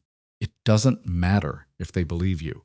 It matters that they call Marcus. And Marcus spends the next 4 minutes managing you instead of watching the back corridor. Adrian stared at him. That's a terrible plan. It's the plan we have. Marcus thinks I'm here. Marcus already knows you're here, Lucian said. Car was made 3 blocks back. He knows all 3 of us came. The only variable he doesn't control is what order we move in and why. He looked at Adrian steadily. Make him think you're the threat. Give Vivienne 4 minutes. Car was quiet. Adrian looked at Vivienne. She looked back at him, at the bruise under his eye that had fully darkened now, purple-black against his jaw, at the shirt that was still rumpled from the night before, face of a man who had made a series of terrible decisions for reasons that were not entirely wrong, and was now being asked to make one more. 4 minutes, he said. 4 minutes, she confirmed. He held her gaze for a moment. Something moved through his face, not the professional neutral, not the careful management she'd spent 2 years cataloging. Something older, something that looked like the version of him that existed before he learned to cover everything. I'm sorry, he said, for the way I did it. I need you to know that. I know, she said. Go, he got out of the car. She watched him straighten his jacket, roll his shoulders back, and walk toward the entrance of First Commonwealth Private Bank with the unhurried authority of a man who has never once in his life looked like he didn't belong somewhere. She turned to Lucian. 4 minutes. Starting now, he said. Go. The adjacent building's lobby was unlocked, a residential building, early risers starting to move, A woman with a dog giving Vivienne an incurious glance as she crossed to the stairwell. Third floor. The fire door at the back. The code. She punched it in with steady fingers and heard the lock disengage with a sound like a caught breath. The service corridor was narrow and lit with the kind of fluorescent tube lighting that makes everything look slightly wrong. She moved fast, keeping to the right wall, counting doors. The air smelled like dust and old concrete, and something chemical she couldn't name. The door Lucian had described was unmarked gray steel, flush with the wall, the kind of door you'd walk past without registering. Punched in the code. Nothing happened. She tried again, slower. The lock disengaged. The utility room was small and full of the mechanical innards of an old building circuit panels. HVAC ducting, pipes running the length of the ceiling. She moved through it to the interior door on the far side and eased it open an inch. Corridor. Carpeted, dim, the emergency lighting giving it a reddish tinge. She could hear voices muffled from above, likely the lobby level where Adrian was doing whatever Adrian was doing. Stepped into the corridor and turned left and counted 40 feet. The safe deposit room had a half-glass door with the light on inside. Ellis Crane was sitting at the central table. He was alone. He looked up when she pushed the door open, and he looked exactly like she expected, tired in a way that had nothing to do with the hour. The face of a man who has been carrying something heavy for a very long time and has recently put it down without knowing what to do with his empty hands. "Came alone," he said. "I came fast," she said. "Where are Marcus's people?" "Upstairs. Waiting for Voss to move." He looked at her steadily. "They don't know about this entrance." "You didn't tell them." "No." She crossed to the wall of boxes, found the number stamped on her key, 447 third row from the bottom, and fit the key into the lock. Her hand was steady. She was noticing that about herself, the way steadiness arrived. When things got genuinely bad, the way she'd been steadier signing divorce papers than she'd been in ordinary Tuesday morning traffic. Something about her was wired backwards from most people. The box slid out. She carried it to the table and set it down, and looked at Ellis. "It's in it," she said. "Open it," he said. She lifted the lid. The ledger was exactly what she had expected, a physical notebook, the kind her father had always preferred over digital records. Spiral-bound with a plain black cover and her father's handwriting inside, in the careful, compressed script she had grown up watching move across pages. Picked it up, set it aside, looked at what was underneath. A USB drive, a sealed envelope with her name on it in her father's handwriting, and beneath that, a photograph. She picked up the photograph. It took her 3 seconds to understand what she was looking at. It was a surveillance image, grainy, taken from a distance, the kind of thing a private investigator produces. 2 men at a table in what looked like a restaurant, heads bent together over something she couldn't see clearly. One of the men was Marcus Vale, younger by perhaps 5 years, but recognizable. The other man had his back to the camera mostly, but his face was turned enough in profile that she could see it. She put the photograph down on the table, picked up the envelope with her name on it, opened it. Her father's handwriting, dated 14 months ago, 3 months before he died. "Vivienne, if you're reading this, the worst has already happened, and I didn't get to tell you in person, which means I failed at the most important thing I was trying to do. I'm sorry for that. I'm sorry for a lot of things. What's in this box is everything I found. The ledger has the financial records, the routing, the accounts, the 15 years of transactions that prove what Marcus Vale has been doing. The drive has the communications. But the photograph is the piece that changes everything, because Marcus didn't build this alone. He had a partner from the beginning. Someone I trusted. Someone you will recognize. I don't know what that knowledge will cost you. I only know you deserve to have it." She set the letter down. She looked at the photograph again. She looked at the profile of the second man at the table with Marcus Vale. And then the door of the safe deposit room opened. Marcus Vale was not a large man she had always thought, that at every family dinner, every holiday gathering where he had laughed too loudly and remembered her birthday. Medium height, medium build, the kind of man who looked completely ordinary until you watched him long enough to see the thing underneath the ordinary, the absolute absence of anything you could call conscience. He was wearing a dark coat. He was carrying nothing. Behind him were 2 men she didn't recognize. He looked at the open box on the table. He looked at the ledger in her hands. He looked at Ellis, and Ellis looked at the table. Ellis, Marcus said quietly, you were supposed to be upstairs. Change of plan, Ellis said. He did not look up. Marcus looked at Vivienne. His face was the most frightening thing she had seen in a night full of frightening things, not angry, not cold, not anything she had a word for, just still. The stillness of a man who has decided and is now simply executing. Vivienne, he said, I want you to know that none of this was personal. You ordered my murder, she said. I ordered a problem managed, he said. You became a problem when your father. I found the photograph, she said. Stopped. She held it up. The man at the table with you. I recognize him. She watched Marcus's face. My father did too. That's why he's in the box. Something moved in Marcus's expression, the first real thing she had seen there. Not fear, exactly. The recalculation of a man who has just discovered the board is different from what he thought. Give me the box, he said. No. He took a step toward her, and Ellis stood up so fast his chair scraped back 3 feet. Don't, Ellis said. His voice had something in it she had never heard from him, something cracked open and raw. Don't touch her.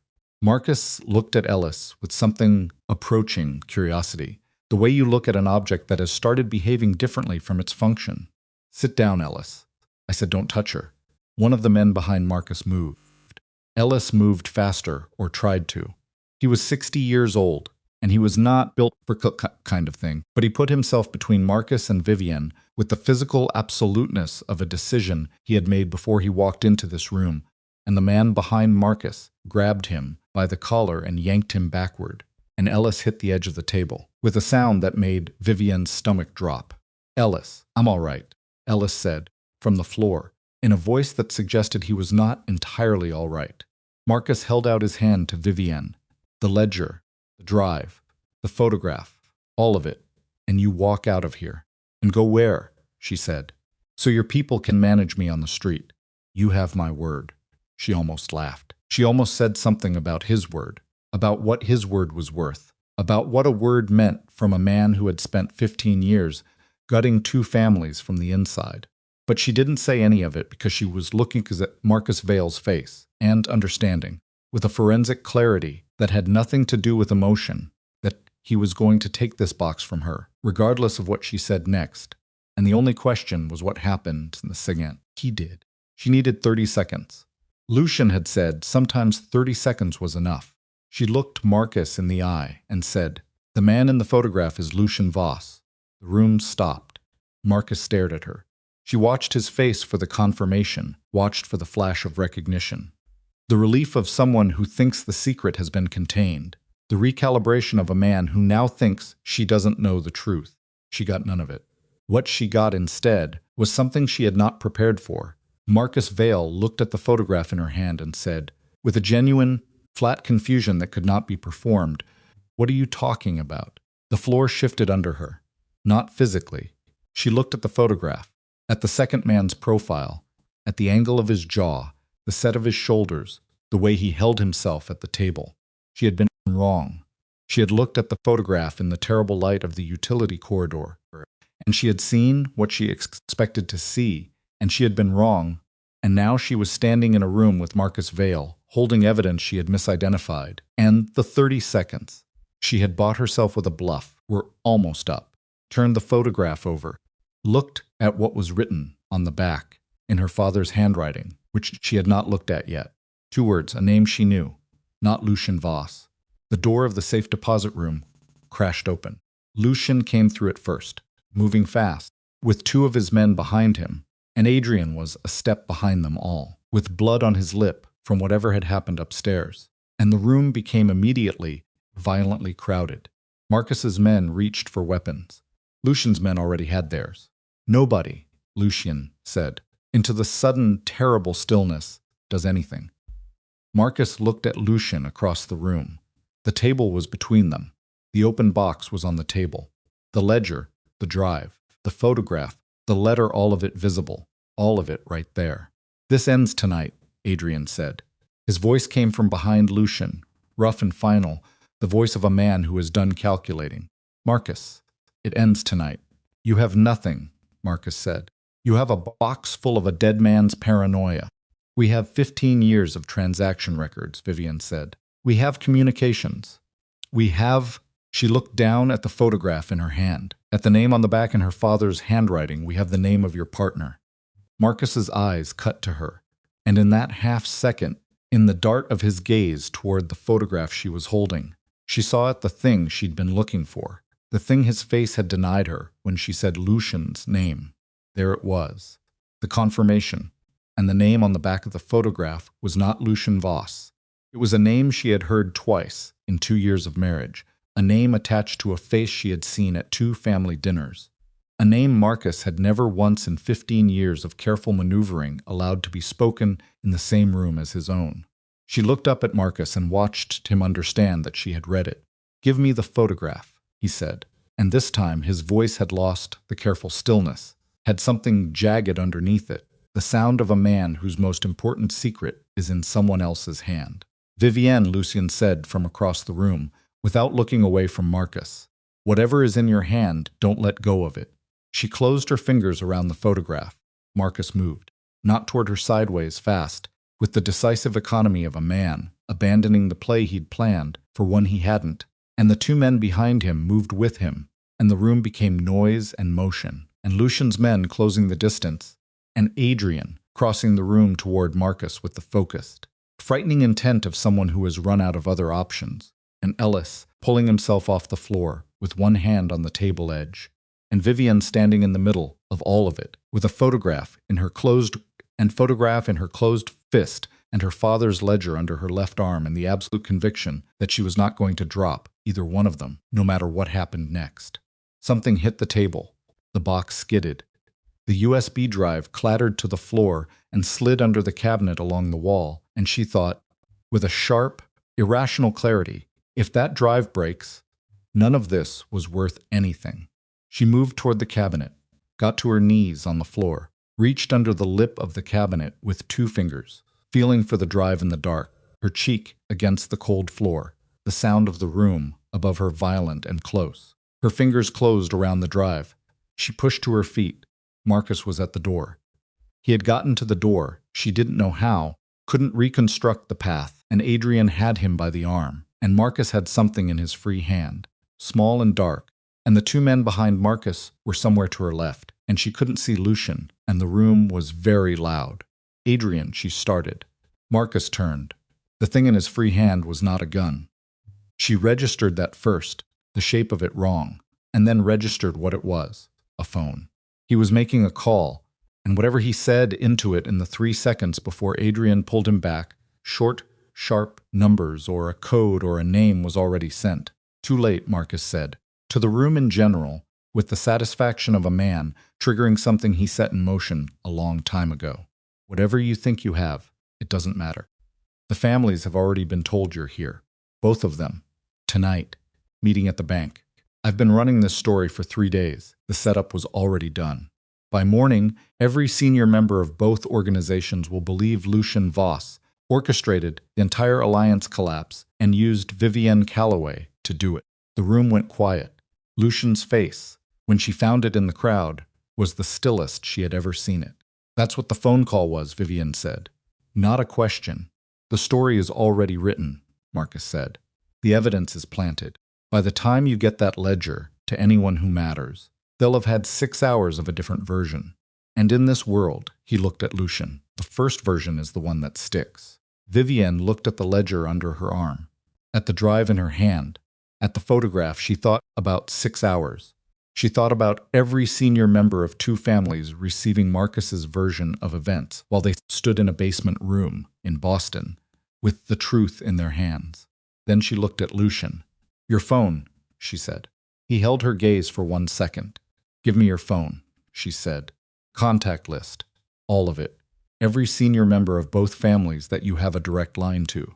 She held up the ledger. "How fast can you photograph these pages?" He understood before she finished the sentence. He already had the phone out. "Ellis," she said. The old man was on his feet, holding his side, looking at her with an expression that was equal parts pain and something that might have been, after everything, relief. "I need you to tell me every name my father identified." Everyone. Right now. Vivian. Marcus started. Down, Adrian said. He had Marcus's arm behind his back now, and the quality in Adrian Vale's voice, something she had never heard from him in 2 years, not controlled, not managed, not the professional neutral. Raw done. Sit down and stop talking. Marcus sat. Vivian opened the ledger to the first page. She had 6 hours, a dead man's handwriting, and a room full of people who all needed different things from her. She started reading. She photographed every page of the ledger in 23 minutes.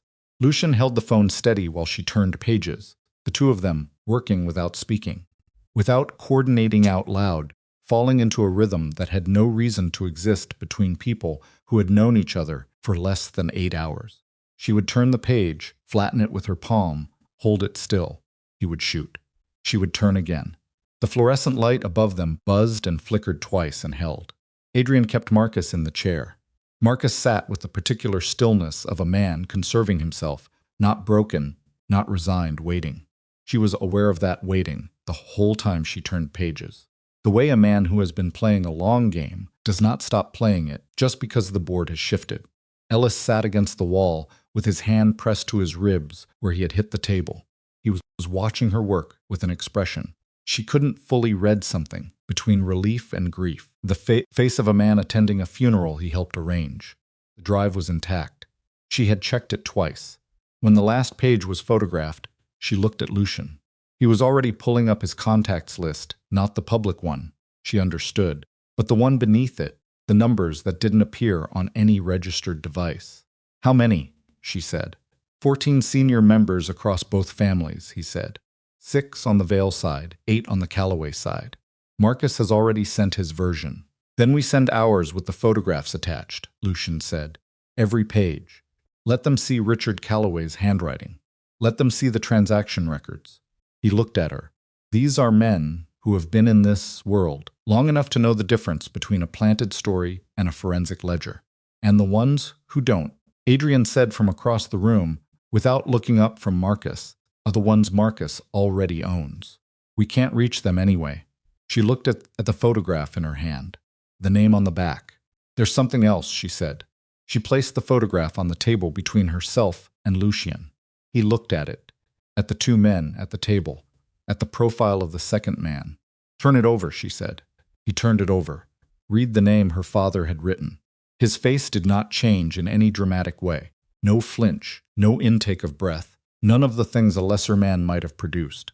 What she saw was subtler, a very small tightening around the eyes, the adjustment of a man absorbing information that reorders something fundamental. Harlan Voss, he said. Your uncle, she said, my father's brother. He set the photograph down. Yes. The room was very quiet.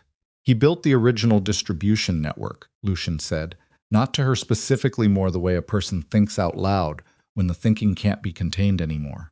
30 years ago, he laid out the routes that your father's people inherited. He knew every channel, every contact point. He looked at the photograph. He approached Marcus, not the other way around. My father figured that out, she said. That's why he used Thomas Crane's name on the box instead of his own. He knew if it was traceable to him, Harlan would find it before. She stopped. Before Richard could do anything with it, Lucian finished. Where is Harlan now? Adrian said. Lucian was quiet for a moment. He retired 4 years ago. He lives outside Providence. He has nominally no role in current operations. Nominally, Vivian said. He has always had a role, Lucian said. I understood that. I did not understand the shape of it. He picked up the photograph again and looked at it, and she watched something move through his face that was harder to categorize than anything she had seen on him yet. Not anger exactly. Something older and more complicated than anger. The expression of a man looking at a betrayal that has roots going back further than he can easily trace. He let me spend 14 months trying to find this box, he said. He knew it existed. He knew where Richard Calloway's evidence pointed. He let me run. Because if you found it first, she said, you'd find him in it. And because if Marcus found it first, Marcus would destroy it, and Harlan would remain protected. He set the photograph down. His hands were steady. Everything about him was steady, which was the thing she kept coming back to, the way certain men have learned to keep the outside of themselves completely still while the inside rearranges. He was covered from both sides. Until my father put his partner's son's name on a safety deposit box, she said, and gave the key to the one person neither Marcus nor Harlan could access without showing their hand. Lucian looked at her. Me, she said. My father knew I was the only one who wouldn't know enough to be dangerous before the time was right. She said it without bitterness. She had moved past bitterness, somewhere around the third page of her father's ledger, at reading his handwriting in a fluorescent-lit bank basement, while the man who had ordered his death sat in a chair 12 feet away. What was left after the bitterness was something clearer and colder and more useful. She picked up Lucian's phone. Send it, she said. All of it now. He took the phone. His thumb moved across the screen in measured, deliberate strokes. She watched the send confirmations appear one by one, 14 contacts, 14 timestamps, the photograph of every page of Richard Calloway's ledger, and the communications from the drive she had already uploaded, moving out into the world at 5:51 in the morning while Boston began to wake up around them. When the last one sent, Lucian set the phone on the table. Marcus, from his chair, said, "You've made a mistake." "You keep saying that," Vivienne said. "You said it about the box. You said it about the photograph. The family's getting a different version first." She looked at him. "You've been wrong 3 times in the last hour." I'd stopped making predictions. Something moved in Marcus's face, not the anger she expected, not the cold recalibration. For the first time, something that looked genuinely human. He looked at Adrian. "I did what I did for the family," he said. Adrian looked at his brother for a long moment. The bruise under his eye had gone fully dark. His shirt was torn at the collar. He looked like a man who had driven through the night and fought through a lobby and stood in a basement at 6 in the morning. And all of that was visible on him, and he was not trying to cover any of it. "Don't," Adrian said. "Just don't." Marcus opened his mouth. I said, "Don't." Adrian's voice was quiet and final. "I've known you my whole life. I watched you at our father's table. I watched you at his funeral. I've been watching you for 4 months since I found out what you did, and I've spent every one of those months trying to understand how to reconcile what I know with who I thought you were." He shook his head. "There's no version of this where you did it for the family. You did it for the control. You always needed to be the one running things. You just couldn't stand that it wasn't you." Marcus said nothing. "The man in the photograph," Adrian said. "Harlan Voss. You've been working with him since when?" 12 years, Marcus said. Not defiant, just flat and our father. Did he know? Pause that was itself an answer. "Toward the end," Marcus said. He was starting to figure it out. Adrian absorbed that. She watched him absorb it, watched the thing that crossed his face, brief and unguarded, when he understood what his brother had just admitted about their father's final months. She looked away because some things you do not watch a person go through. She looked at Ellis instead. Ellis was still against the wall. He had not spoken since Marcus sat down. He was watching her with the patient, exhausted quality of a man who has already decided something and is simply waiting for the moment to say it. "You knew about Harlan," she said to him, "in the photograph. You recognized him." "Yes," Ellis said. "That's why you didn't tell Marcus what was in the box." Ellis shifted against the wall. His hand was still pressed to his ribs. "Your father trusted me," he said. "In the beginning, when I started, I told myself it was strategic, information management. I wasn't going to let anyone get hurt." He looked at his hands. "And then people got hurt. And I told myself it was too late to stop, and I kept going. And then your father started finding things. And I should have warned him, and I didn't. And then he stopped, pressed his lips together. And then he was dead. The room held that.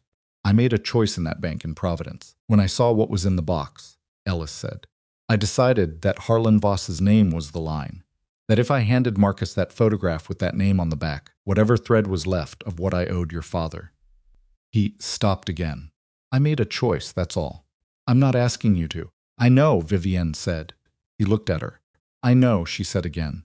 And she meant it in the plainest possible way, without absolution and without condemnation, just acknowledgement. The man had made 15 years of wrong choices and one right one at the end, and she didn't know what that balanced to, and she didn't think she was the one meant to calculate it. Lucian's phone began to ring. Then it rang again. Then a third time simultaneously, 3 different numbers calling at once, which meant the messages had been received and people were awake. And the first version of the story was already being weighed against the second. Lucien looked at the phone, looked at Vivienne. This part, he said, is going to take a while. I know, she said. He picked up the first call. It took 4 hours and 17 minutes.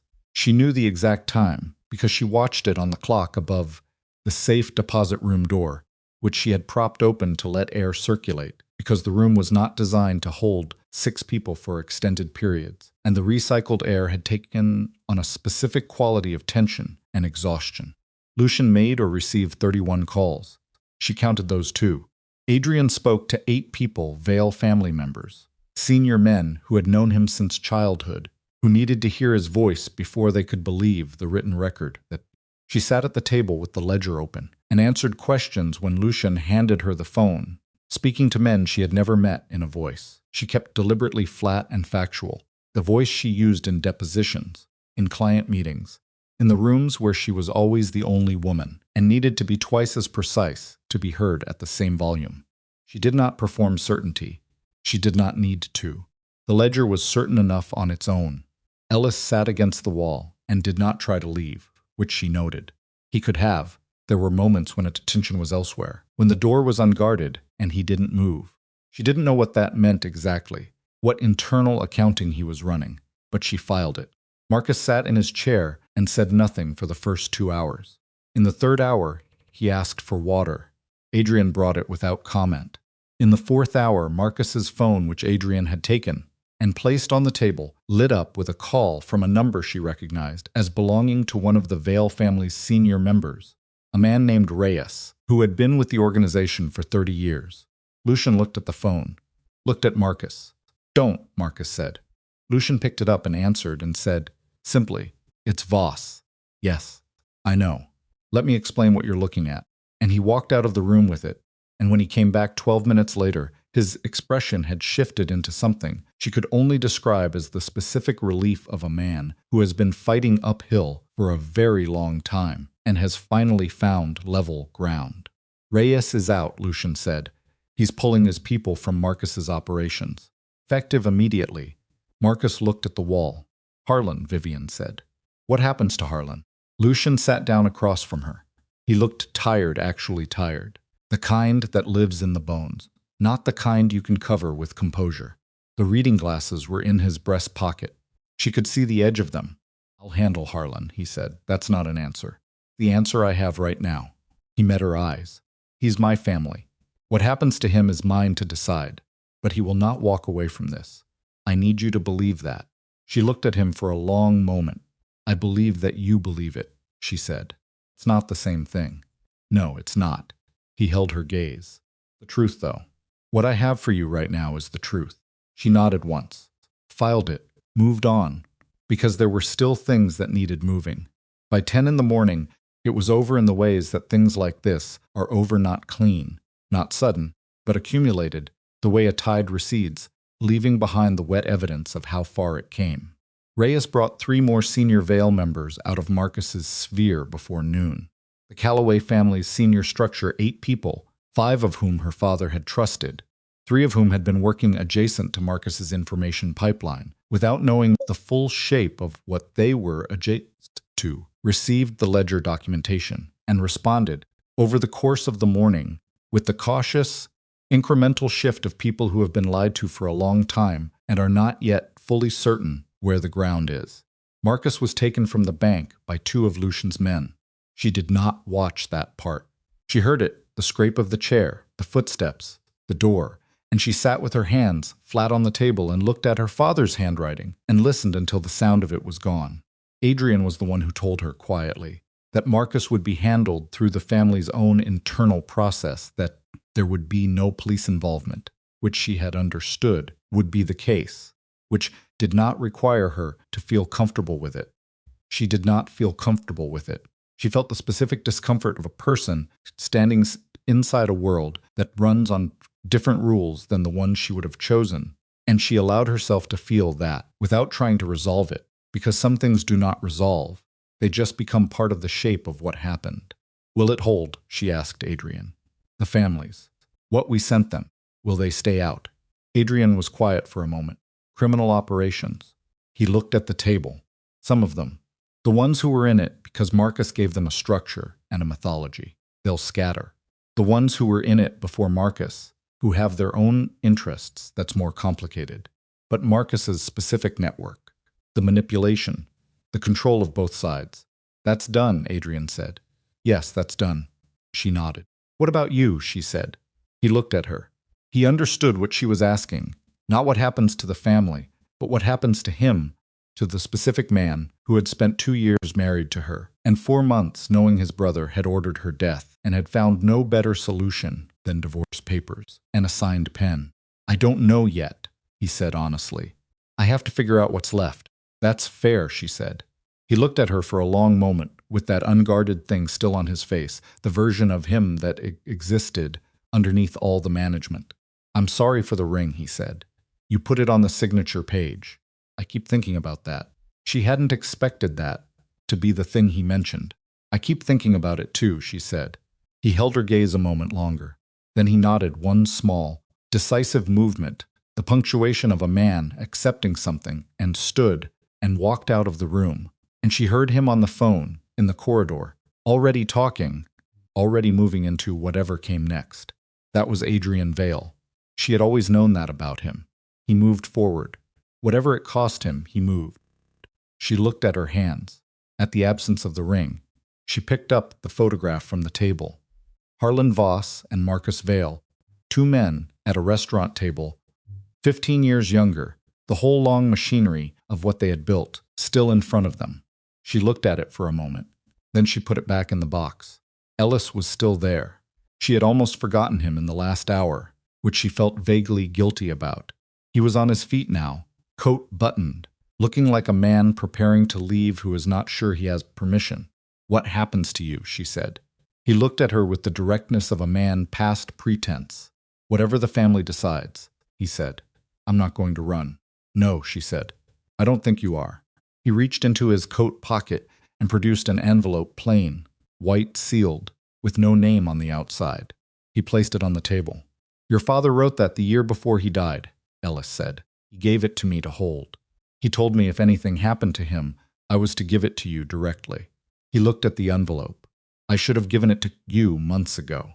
I told myself I was protecting it. I was protecting myself. He stepped back. I'm sorry, Vivian, for all of it. I'm sorry for your father. He walked to the door.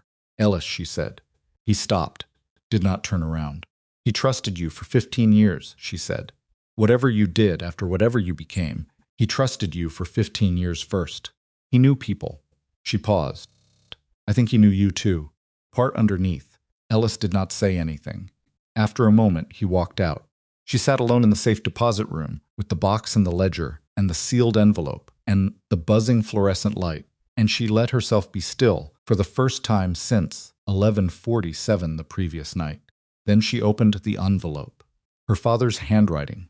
A single page, undated. Vivienne.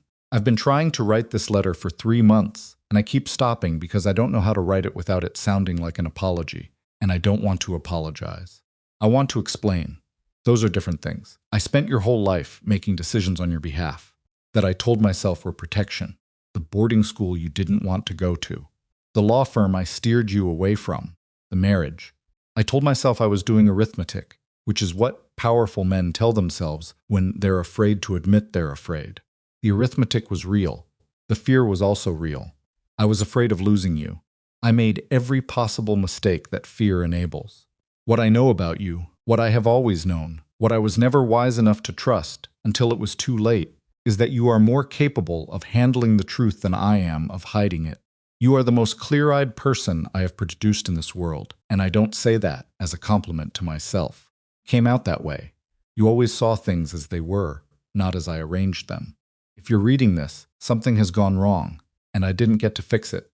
I need you to know that everything in the box is for you, not for the family, not for the alliance or the balance of power or any of the arrangements I spent 30 years maintaining. It's for you, so that you have what you need to stand in any room and not be afraid of what anyone in it knows. You were never a bargaining chip. I know I made you feel that you were. I know the marriage made you feel that. I was wrong. I was wrong and I ran out of time to say so in person, which is my failure, not yours. He is yours. Whatever is in the box is yours. What you do with it is yours. I love you. I was bad at showing it. That's mine to carry, not yours. She read it twice. Then she folded it carefully along its original creases and placed it in her coat pocket, against her chest. The fluorescent light buzzed. Outside, she could hear the muffled sound of the city fully awake now traffic, voices, the ordinary percussion of a morning that did not know what had happened in this room. She sat with that for a moment. Then she stood, closed the box, took the ledger and the drive and the photograph, and walked out. Lucien was in the corridor. He was leaning against the wall, with his arms loosely crossed, jacket off, sleeves rolled, looking like a man who had run a very long race and was now deciding whether to sit down. He straightened when she came out. She handed him the photograph. He looked at it. He already knew what it was, had already seen it, but he looked at it again. The way you look at something you're in the process of accepting, not the first seeing, but the second, which is the one that actually cost you. Harlan is in Providence, she said. You said he retired. He has a house there, Lucien said. Yes. I'm not asking you to tell me what you're going to do, she said. I'm asking you to tell me it won't be nothing. He looked at the photograph a moment longer. Then he looked at her. It won't be nothing, he said. She held his gaze. She believed him this time. Not because he'd given her more information or better evidence, but because she had been in a room with him for 4 hours watching him make calls and handle information and manage the truth when it would have been far easier to manage something else. And she had learned the texture of him, the specific weight of what he said when he meant it. She handed him back the photograph. I need to go to Boston, she said. I have a safety deposit box to formally transfer to my own account. She paused. Then I need to find somewhere to stay that isn't your jet and isn't Adrian's penthouse and isn't a hotel room with 43 cents. Something moved at the corner of his mouth. I have a property here in the city, he said. If you need it. I need it to be mine, she said. Not yours. I'll have May make some calls. He put the photograph in his own breast pocket. It'll be in your name by end of day. She looked at him. You're not going to tell me what you want from me now. No, he said, because you don't know yet.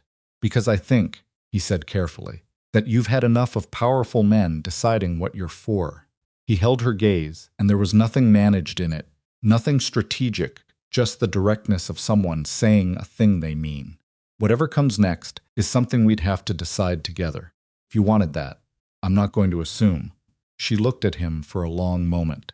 She thought about 11:47 p.m. and a signed page and a wedding ring placed precisely on top of a signature. She thought a pile of SUVs on a dark runway and a man who walked down airplane stairs and said you're coming home and called it protection and meant something by it. She still didn't have a complete translation for it. Thought about her father's letter in her pocket, the paper already warm against her chest. You came out that way. You always saw things as they were. Tell me one thing, she said honestly. All right, he said. The night at the airfield. When you said I was coming home. She watched his face. What did you mean by that? He was quiet for a moment.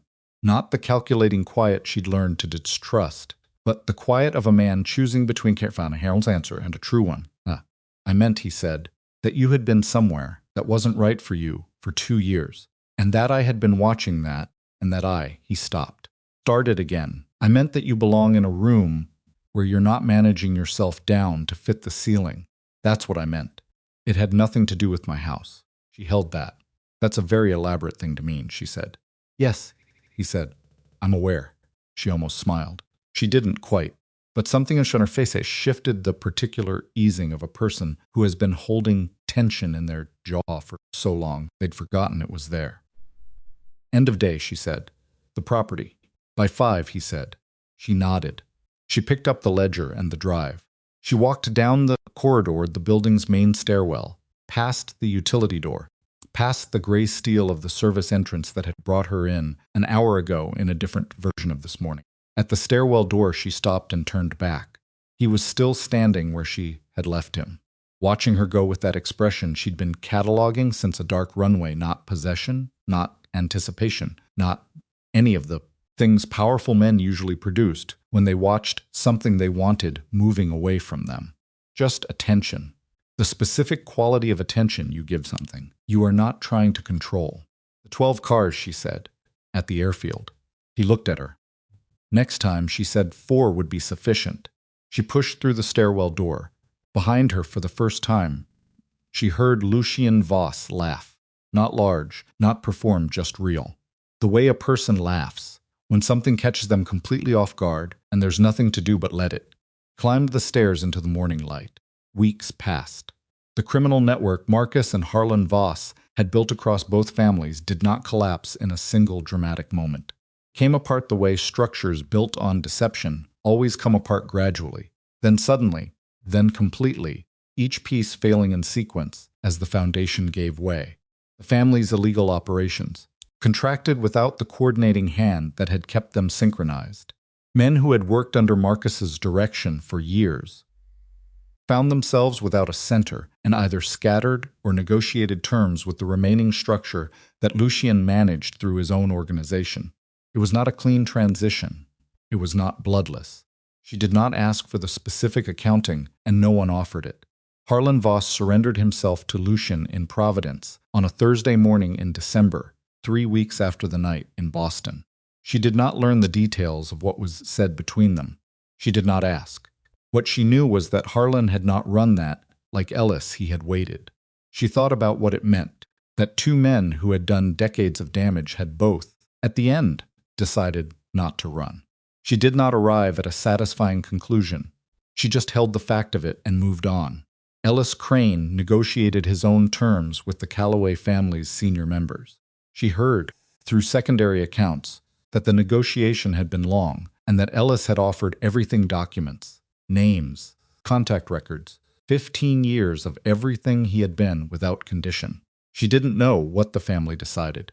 She told herself it wasn't hers to know, and then told herself she was only half believing that, and then made herself leave it alone. She found an apartment in Cambridge. 3rd floor, brick exterior, windows that looked out over a courtyard where someone had planted a linden tree that was bare in December but would bloom in spring. She had never owned a plant. She bought one at a shop around the corner, something with dark green leaves and a modest ambition, kind that didn't require constant attention, and put it on the windowsill and watched it do nothing for 2 weeks and felt unreasonably satisfied by this. She transferred the contents of her father's safety deposit box to her own name and her own account, the ledger she kept. Not in any official record, not filed with any authority. She kept it on the desk in her apartment, closed, the black cover plain as a stone. She was not sure what she was going to do with it in the long run. She was not sure there was a long run that required a decision. Some things you keep because they belong to you, and that is reason enough. Adrian called her 3 weeks after Boston. She picked up on the second ring. He told her that the Vale family was in the process of formally divesting from its illegal operations, that Reyes and 2 other senior members had agreed to a restructuring that moved the family's holdings into entirely legitimate channels over a period of 2 years. Told her it was not simple. He told her he expected it to be the hardest thing he did in the next decade. He said he didn't know if she cared about any of that, but he thought she deserved to know. She told him she cared. She told him she thought he was going to do it. He was quiet for a moment. Then he said, "I know I don't have any right to ask you things anymore." "You can ask," she said. "Are you all right?" he said. She looked at the linden tree in the courtyard below her window, bare branches against a gray December sky. "I'm getting there," she said. "Are you?" Another pause. "Getting there," he said. "Good," she said. They said goodbye without ceremony, and she put the phone down on her desk next to the ledger and sat for a while in the quiet of the apartment. She did not feel what she expected to feel. She did not feel the clean arrival of resolution, the settled satisfaction of a person who has reached the end of something. She felt tired, and underneath the tired, something more tentative, the fragile, careful stirring of a person who has been in an enclosed space for a long time, beginning to understand that the space is larger now. It was not happiness exactly. It was the precondition for happiness, which is closer to courage than people usually admit. Lucien came to the Cambridge apartment on a Sunday afternoon in January. She had known he was in the city. He had left 2 messages over the previous 2 weeks, both brief, both deliberately, without expectation. She had not returned them, not because she didn't intend to, but because she was still figuring out what she wanted to say, and she had learned that he was patient enough to wait. She buzzed him up. He came up the stairs and knocked, and she opened the door, and they stood for a moment in the particular quiet of 2 people determining how to be in the same room in circumstances without crisis. He looked different in daylight, not softer exactly. Nothing about him was soft but more dimensional. The reading glasses were in his coat pocket. He had brought nothing, no pretext, no object to hold. Plant, he said, noticing it on the windowsill. It's alive, she said, provisionally. That's more than most people manage the first month. She made coffee, because it gave her something to do with the first 2 minutes. They sat at the table by the window, and he drank the coffee and looked out at the courtyard and didn't push anything. My father's letter, she said eventually. He wrote about you. Lucian looked at her. What did he write? He didn't write about you specifically. He wrote about powerful men who make decisions for other people and call it protection. She looked at her cup. He was writing about himself. But it applies. It does, Lucian said without defense. I know why you did what you did, she said. I've worked through the logic of it. I understand that bringing me to the estate was the right move tactically, and that you needed the ledger, and that you were genuinely trying to keep me alive, and also genuinely using me to get what you needed.